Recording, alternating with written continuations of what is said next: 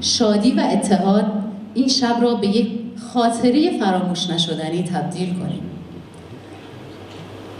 و نوروز و عید فطر را با قلب‌های پر از امید و محبت جشن بگیریم.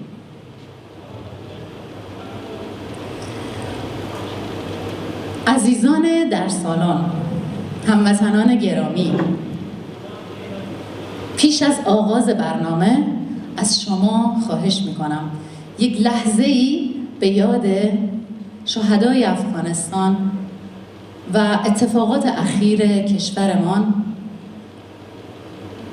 30 ثانیه سکوت کنیم. اول بایستیم و به احترامشان 30 ثانیه سکوت کنیم. لطفاً از جاتون بلند شید.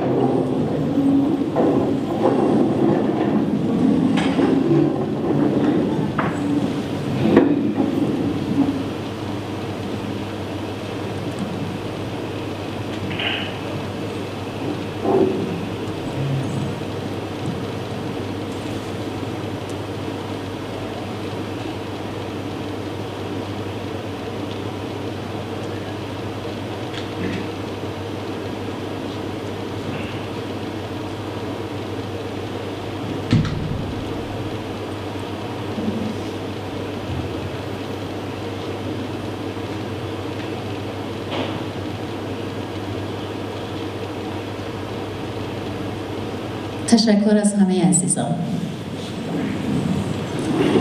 مهمانان عزیز، اکنون میخواهم شما را بیشتر با هنرمندی آشنا کنم که امشب مهمان ماست. هنرمندی که با صدایش احساس، خاطره و عشق را به ما هدیه میدهد و از شما دعوت میکنم برای تماشای یک ویدیو کلیپ که مسیر حرفه‌ای ستاره موسیقی آقای علی ساقی را به ما نشان دهد.